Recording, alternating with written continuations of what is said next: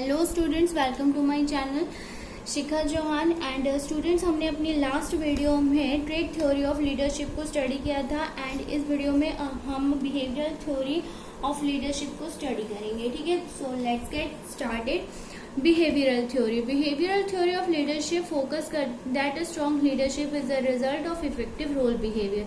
Behavioural theory कहती है एक स्ट्रॉन्ग लीडरशिप क्या होती है। स्ट्रॉन्ग लीडरशिप वो होती है जो एक पर्सन में का इफेक्टिव रोल बिहेवियर को फोकस करती है। मतलब इफेक्टिव रोल बिहेवियर से क्या मतलब है, एक पर्सन का जो बिहेवियर होता है दैट इज रोल बिहेवियर। ठीक है, एक पर्सन अपने सामने वाले को अपनी बातों से कितने इफेक्टिव तरीके से इन्फ्लुएंस करता है।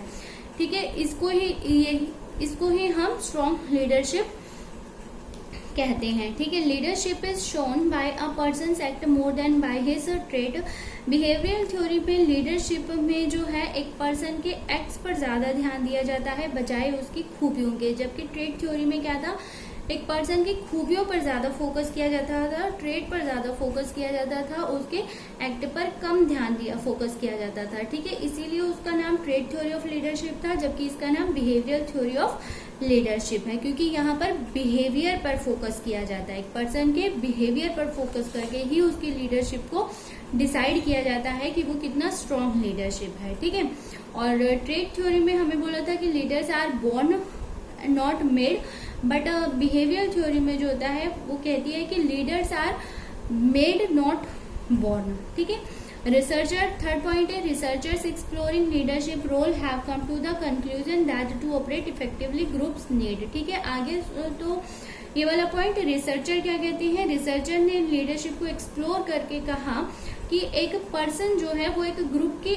नीड को जितने इफेक्टिवली तरीके से ऑपरेट करता है उसको ही हम स्ट्रॉन्ग लीडरशिप बोलते हैं। A leader to perform two major functions, एक लीडर जो है वो दो मेजर फंक्शंस को परफॉर्म करता है, task related functions and secondly group maintenance function. ठीक है, in an organisation leadership behaviour में बी आइदर फंक्शनल और डायसफंक्शनल। ऑर्गेनाइजेशन में एक लीडरशिप का एक लीडर का जो बिहेवियर होता है वो या तो फंक्शनल होता है या डायसफंक्शनल होता है। ठीक है, जो फंक्शनल बिहेवियर होता है उसमें एक लीडर जो होता है वो अपने फॉलोअर को पॉजिटिवली इन्फ्लुएंस करता है, पॉजिटिवली प्रभावित करता है, जबकि डायसफंक्शनल बिहेवियर में एक लीडर जो है अपने फॉलोअर्स को नेगेटिव तरीके से इन्फ्लुएंस करता है, मीन्स प्रभावित करता है। ठीक है, एंड ये है बिहेवियर थ्योरी की। फिर कुछ लिमिटेशंस निकल कर आई। लिमिटेशंस है, a particular behaviour may be functional at a point of time but it may be dysfunctional at another time. कि एक पर्सन का बिहेवियर जो है वो एट एक पॉइंट ऑफ टाइम पर फंक्शनल हो सकता है, लेकिन वो दूसरे पॉइंट ऑफ टाइम पर डायसफंक्शनल भी हो सकता है। Effectiveness of leadership behavior depend on various factors which are not confined in the leader but are external to him, like nature of followers and the situations under which the leader behavior takes place। मतलब एक leader का जो behaviour होता है उसकी effectiveness जो है वो वेरियस फैक्टर्स पर डिपेंड करती है। हम ये नहीं कह रहे कि लीडर्स पर के ये अंदर होती है, बट ये कुछ बाहर के फैक्टर्स होते हैं जो उसकी इफेक्टिवनेस ऑफ लीडरशिप को इफेक्ट करती हैं। और ये बाहर के फैक्टर कौन से होते हैं, ये एक्सटर्नल फैक्टर्स होते हैं जो कि हैं जैसे कि फॉलोअर्स का नेचर हो गया, आपकी सिचुएशंस हो गई। ठीक है, तो इन सब पर आपकी लीडरशिप का बिहेवियर जो है वो डिपेंड करता है। नेक्स्ट पॉइंट है, अब बिहेवियरल थ्योरी के जो होते हैं चार पार्ट्स होते हैं। बिहेवियरल थ्योरी को चार पार्ट्स में स्टडी किया गया। ठीक है, first one Ohio state University leadership study, Michigan university leadership study, manager grid और Likert's four system of management. ठीक है, and now we are studying every point in one by one. ठीक है, तो फर्स्ट वन पॉइंट है हमारा Ohio state University leadership study. देखो, 1940 researcher at Ohio state University did a series of extensive studies on leadership. 1940 में जो Ohio state university जो कि यूएसए में है, ठीक है, वहां उन्होंने लीडरशिप पर वहां के रिसर्चर्स ने लीडरशिप पर एक एक्सटेंसिव स्टडीज की। ठीक है, इस स्टडी में 2 डायमेंशंस उन्होंने आइडेंटिफाई किए। ये 2 डायमेंशंस कौन से थे, एक था इनिशिएटिंग स्ट्रक्चर और दूसरा था कंसिडरेशन। इनिशिएटिंग स्ट्रक्चर्स होता है, it refers the extent to which a leader take initiating for utilizing personal and other resources for achieving the desired goal. Means एक लीडर जो है वो डिजायर्ड गोल को, एक ऑर्गेनाइजेशन के जो डिजायर्ड गोल्स होते हैं उनको अचीव करने के लिए वो अपने एम्प्लॉयज को और अदर रिसोर्सेज को यूज करने के लिए जो पहल करता है, जो इनिशिएटिव लेता है, ठीक है, वो एक लीडरशिप की क्वालिटी होनी चाहिए, ठीक है, लीडर की क्वालिटी होनी चाहिए, उसमें भाई लीडर में ये क्वालिटी होनी चाहिए। सेकेंड वो कहते हैं such organising activities are properly initiated like every member comes to know clearly what is expected to do be done from him, how, when, where and whom one has to do the given assignment. एक organisation में जो है वो कई तरह की activities की जाती हैं, ठीक है, तो अगर एक ऑर्गेनाइजेशन में जो काम करने वाले मेंबर्स हैं, अगर हर एम्प्लॉयज को ये पता होता है, ठीक है, उनका लीडर उनको हर एम्प्लॉयज को ये प्रॉपरली बता देता है कि किस पर्सन को क्या काम करना है, कैसे करना है, कहाँ करना है, किस तरीके से करना है, क्या असाइनमेंट किस पर्सन को दिया गया है, तो इससे एम्प्लॉयज की क्या होती है, एम्प्लॉयज अच्छे तरीके से काम करता है। तो यही एक लीडरशिप में क्वालिटी होनी चाहिए, ठीक है, ये भी एक गुड क्वालिटी है। अच्छा, कंसिडरेशन में क्या है, कंसिडरेशन सेकेंड जो पॉइंट डायमेंशंस उन्होंने क्या दिए था ओहायो स्टेट ने कि कंसिडरेशन होना चाहिए, मतलब it refer the extent to which a leader gives consideration to the interest of the employees. Consideration में एक लीडर जो है वो अपने एम्प्लॉयज पर ज्यादा फोकस करता है, ठीक है, यहाँ पर वो इनिशिएटिंग स्ट्रक्चर में जो है एक लीडर जो है वो प्रोडक्शन पर, ऑर्गेनाइजेशन के डिजायर्ड गोल को अचीव करने के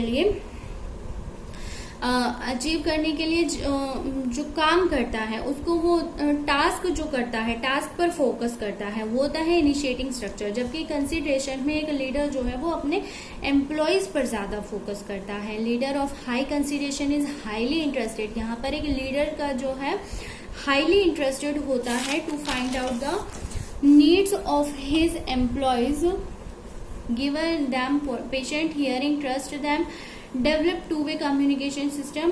एक लीडर जो है यहाँ पर अपने एम्प्लॉयज की ज़रूरतों में ज़्यादा इंटरेस्ट होता है कि भाई उसके एम्प्लॉयज की क्या ज़रूरतें हैं, नीड्स क्या हैं, वो उनकी प्रॉब्लम्स को पेशेंसली हियर करता है, सुनता है, टू वे कम्युनिकेशन सिस्टम को डेवलप करता है, उनमें ट्रस्ट को डेवलप करता है और उनकी ज़रूरतों को फुलफिल करने के लिए वो हर स्टेप्स लेता है, ठीक है, ऑल स्टेप्स लेता है। ये था कंसिडरेशन, ठीक है। तो यहाँ पर इनिशिएटिंग स्ट्रक्चर और कंसिडरेशन को 4 पार्ट्स में डिवाइड किया गया है कि भाई 4 possible situation, Ohio state university के रिसर्चर्स ने कहा कि 4 पॉसिबल सिचुएशंस हो सकती हैं कंसिडरेशन और स्ट्रक्चर के बीच में। वो 4 पॉसिबल सिचुएशंस कौन सी है? पहला होता है कि high consideration and low structure. यहाँ पर लीडर जो है उसका एम्प्लॉयज पर ज्यादा फोकस होता है और प्रोडक्शन पर कम फोकस करता है, ठीक है। यहाँ पर एक बात ध्यान रखना, कंसिडरेशन से मतलब है कि एम्प्लॉयज और स्ट्रक्चर से मतलब है प्रोडक्शन, ठीक है। यहाँ पर क्या होता है सेकंड पॉइंट में कि high structure and high consideration. यहाँ पर एक लीडर जो है वो अपने एम्प्लॉयज पर और टास्क पर दोनों पर ही ज्यादा फोकस करता है। थर्ड पॉइंट है हमारा लो स्ट्रक्चर एंड लो कंसिडरेशन। यहाँ पर एक लीडर जो है वो ना तो अपने एम्प्लॉयज पर फोकस करता है, ना ही वो टास्क ओरिएंटेड होता है, वो काम पर भी ध्यान नहीं देता है। फोर्थ है highly structure and low consideration. यहाँ पर एक लीडर जो है वो अपने स्ट्रक्चर पर ज्यादा, टास्क पर ज्यादा फोकस करता है, जबकि एम्प्लॉयज पर कम फोकस करता है, ठीक है। ओके, तो ये था हमारा ओहायो स्टेट यूनिवर्सिटी का स्टडीज। सेकेंड है हमारा मिशिगन यूनिवर्सिटी लीडरशिप स्टडी। फिर मिशिगन सेम टाइम पर ही at the researcher at the Michigan university were also working on a parallel leadership, मतलब स्टडी सेम टाइम पर ही जो है, जब ओहायो स्टेट यूनिवर्सिटी में लीडरशिप पर स्टडी चल रही थी उसी टाइम पर मिशिगन यूनिवर्सिटी में भी लीडरशिप पर स्टडी चल रही थी। तो वहां के रिसर्चर्स ने क्या कहा, उन्होंने कहा this researchers two form of leadership behaviour were identify. इन मिशिगन यूनिवर्सिटी के जो रिसर्चर्स थे उन्होंने लीडरशिप बिहेवियर्स की 2 फॉर्म्स को आइडेंटिफाई किया कि एम्प्लॉय ओरिएंटेशन और सेकेंड है जॉब ओरिएंटेशन। कि एक लीडर जो होता है वो या तो एम्प्लॉयज पर फोकस करता है या फिर वो जॉब को फोकस करता है, दोनों में से एक को। एम्प्लॉय ओरिएंटेशन मतलब ये एम्फसाइज करता है at every individual is important and task interest in everyone. अगर एक लीडर एम्प्लॉय ओरिएंटेशन है तो वो एम्प्लॉयज पर ज्यादा फोकस करता है और टास्क पर कम फोकस करता है, ठीक है। मतलब यहाँ पर लीडर क्या सोचता है, लीडर जो है वो ये सोचता है कि हर एक पर्सन इम्पोर्टेंट है और वो काम करने में इंटरेस्टेड है, ठीक है।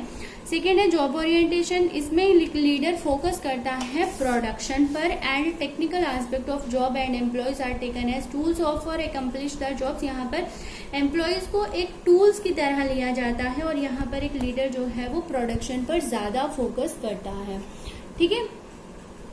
एंड थर्ड है हमारा मैनेजरियल ग्रिड। मैनेजरियल ग्रिड क्या होता है? मैनेजरियल ग्रिड होता है कि managerial grid developed by Blake and Mouton. Managerial grid जो है वो ब्लेक एंड माउटन ने डेवलप किया था ये। This model based on 2 dimensional view of leadership style. ये मॉडल जो है लीडरशिप स्टाइल के 2 डायमेंशनल व्यू पर बेस है। कौन से? कि they propose the concern for people and concern for production पर।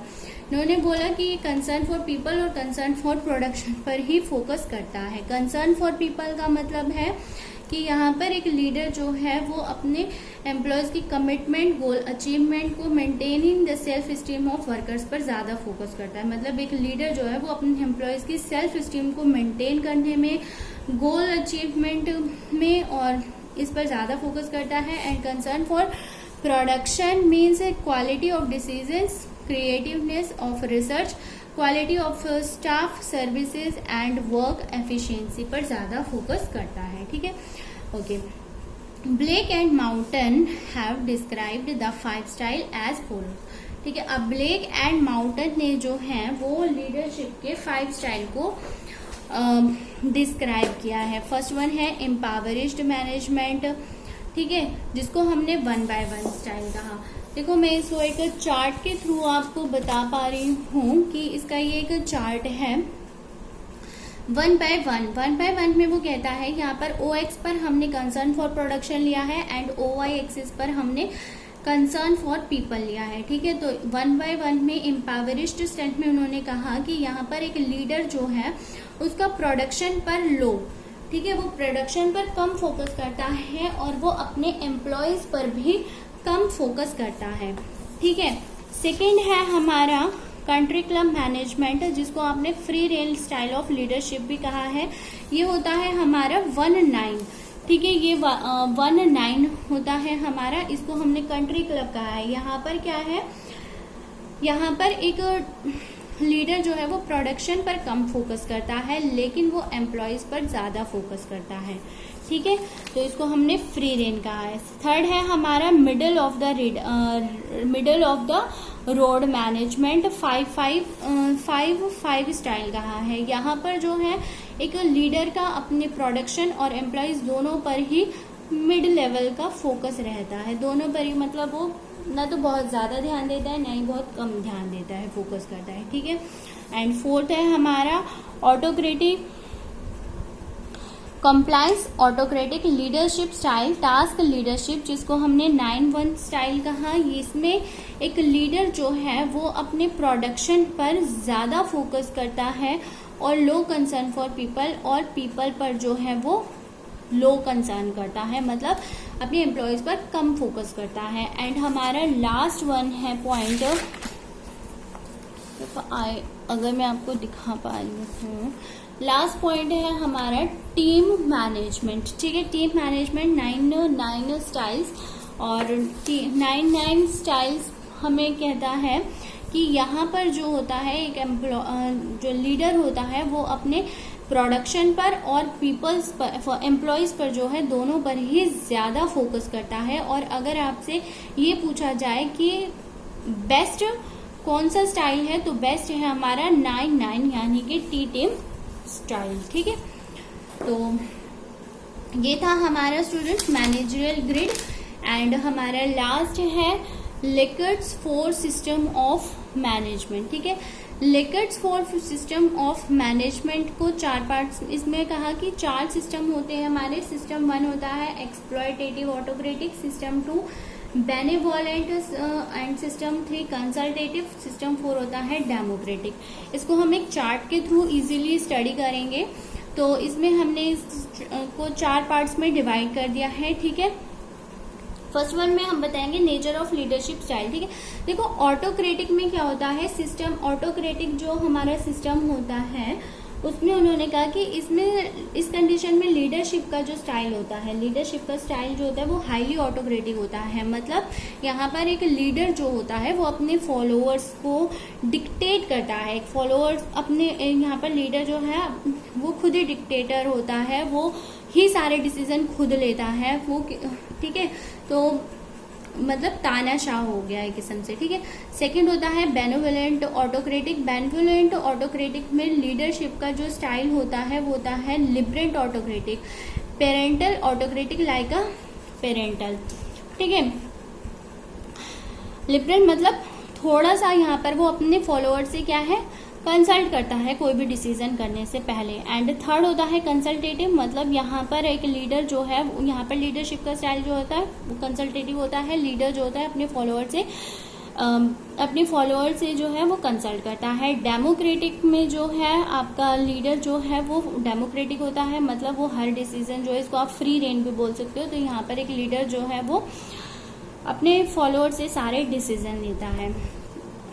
ठीक है, और सेकेंड है हमारा कंसल्टेशन बिफोर डिसीजन मेकिंग। आ गया पॉइंट। तो एक्सप्लॉयटेटिव ऑटोक्रेटिक में जो है, जो लीडर है वो अपने फॉलोअर से किसी भी टाइप का कोई कंसल्टेशन नहीं करता है, नो कंसल्टेशन। ठीक है, वो सारे डिसीजन खुद ही लेता है। बेनेवोलेंट में वो सम कंसल्टेशन करता है अपने फॉलोअर्स के साथ।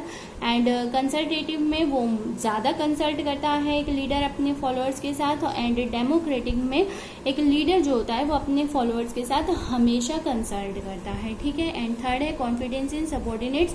ऑटोक्रेटिक में एक लीडर का अपने सबॉर्डिनेट्स में कोई कॉन्फिडेंस नहीं होता है, वो अपने सबॉर्डिनेट पर मीन्स ट्रस्ट नहीं करता है। ठीक है, बेनेवोलेंट ऑटोक्रेटिक में लीडर जो है वो अपने फॉलोअर्स पर, अपने सबॉर्डिनेट्स पर थोड़ा सा कॉन्फिडेंस रखता है, सम कॉन्फिडेंस। सब्सटेंशियल कॉन्फिडेंस में मतलब यहाँ पर लीडर जो है वो अपने एम्प्लॉयज पर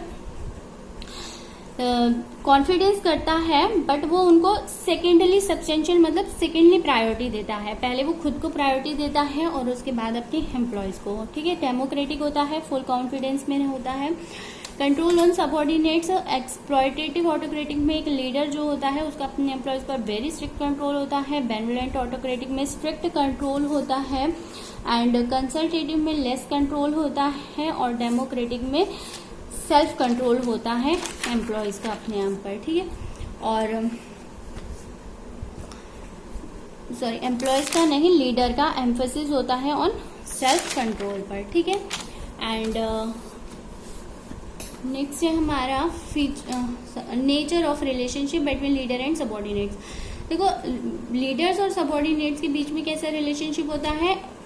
ऑटोक्रेटिक में क्या होता है, फॉर्मल, वेरी फॉर्मल रिलेशनशिप होता है। ठीक है, क्योंकि यहाँ पर लीडर जो है अपने सबॉर्डिनेट से बिल्कुल भी कंसल्ट नहीं करता है, तो इसलिए वो सारे डिसीजन वो खुद ही लेता है। तो यहाँ पर वेरी फॉर्मल रिलेशनशिप होता है।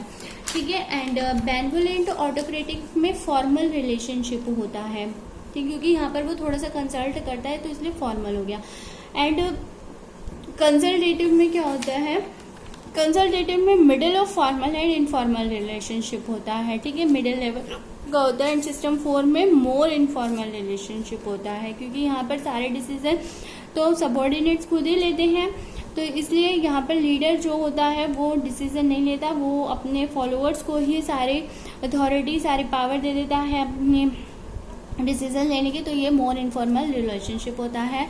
और types of incentives use by leader, और लीडर जो है वो इंसेंटिव्स देने के लिए कौन से टाइप को यूज करता है। ऑटोक्रेटिक में वो नेगेटिव इंसेंटिव्स देता है एम्प्लॉयज को, और बेनेवोलेंट ऑटोक्रेटिक में mixture of negative and positive incentives देता है। एंड इसमें मोर एम्फेसिस होता है पॉजिटिव इंसेंटिव्स का, और यहाँ पर negative use of negative incentive का, नेग्लिजिबली मतलब नेगेटिव इंसेंटिव्स को यहाँ पर वो अवॉइड करता है डेमोक्रेटिक में। ठीक है, सो स्टूडेंट्स ये थी हमारी बिहेवियरल थ्योरी ऑफ लीडरशिप, और हम अपनी नेक्स्ट वीडियो में सिचुएशनल थ्योरी ऑफ लीडरशिप को स्टडी करेंगे। सो स्टूडेंट्स, आपको आई थिंक आज की वीडियो आई होप कि अच्छी लगी हो। अगर आपको आज की वीडियो अच्छी लगी हो तो प्लीज़ मेरे चैनल को लाइक करना, शेयर करना एंड सब्सक्राइब करना, और साथ ही बेल आइकन को भी दबाना, ताकि आपको हर नोटिफिकेशन और अपडेट मेरे चैनल से रिलेटेड मिलती रहे। सो स्टूडेंट, नेक्स्ट वीडियो के लिए thank you so much and happy learning. Stay home, stay safe.